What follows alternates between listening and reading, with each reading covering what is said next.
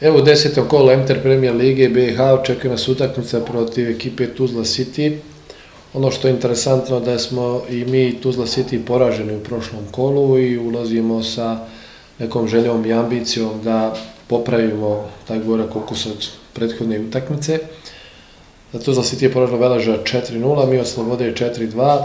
U svakom slučaju jedna i druga ekipa je primila po 4 gola i sigurno da je to jedan segment igre gdje ćemo morati da poredimo i mi i oni. Ono što je još interesantno za ovu utakmicu, da Tuzla City ima utakmicu manje i 2 boda više od nas i da su se sastaju dve najefikasnije ekipe u Premier Ligi do sadašnjem dijelu prvenstva, da su postigli 18 golova i mi i oni.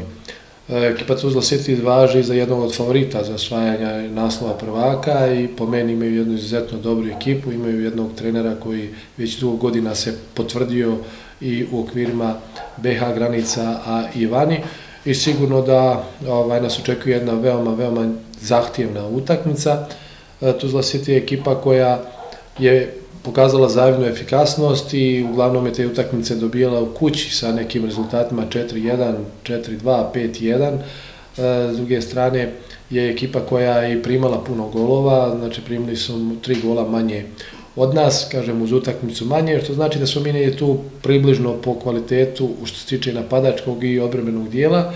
Međutim, Tuzla City ima možda individualce koji mogu da riješe utakmicu jednim potezom, pre svega mislim na Miću Kuzmanovića, na Mišića, na Kulibalija, to su sve igrači koji mogu da riješe utakmicu i mislim da ćemo mi morati da se suprotstavimo toj njihovoj igri. U svakom slučaju pokazali su određene nedostatke. Tuzla City voli da je na protivničkoj polovini, voli da ima posjed lopte, voli da igra u okolini 16 metara protivničke ekipe.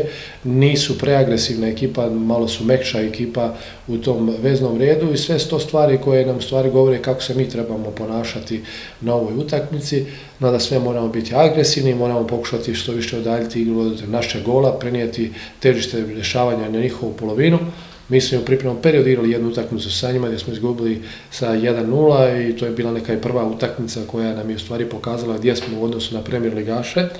S druge strane, mi poslije poraza od Slobode, poslije 2 vezane pobjede i sada poraza, imamo opet neku ambiciju da pokušamo napraviti jedan dobar rezultat protiv dobrog protivnika, pogotovo što nas očekuje zahtjevna utakmica za 3 dana poslije toga sa ekipom Zrinskog.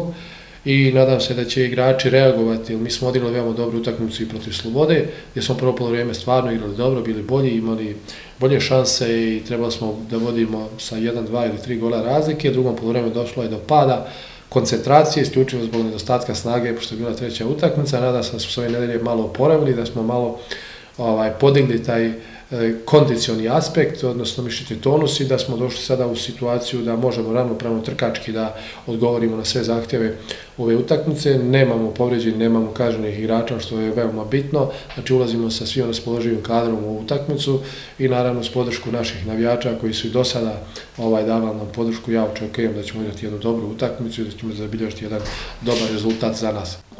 Dotakao bi se još jedne stvari koja je veoma interesantna. Naša 2 mlada igrača do 21 godine, golman Mihajlo Dabić i Marko Kujundžić, dobili su poziv za reprezentaciju U21 gdje igraju protiv Švajcarske.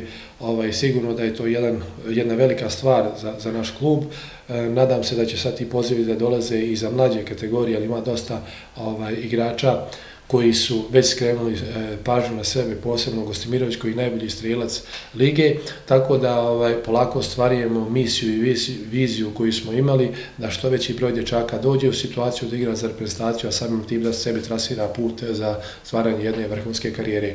U svakom slučaju, ovo je dobar početak i nadam se u narednom periodu da nas selektor neće zaobići i da će znati vrednovati rad naših igrača i da će ti poziva biti mnogo više.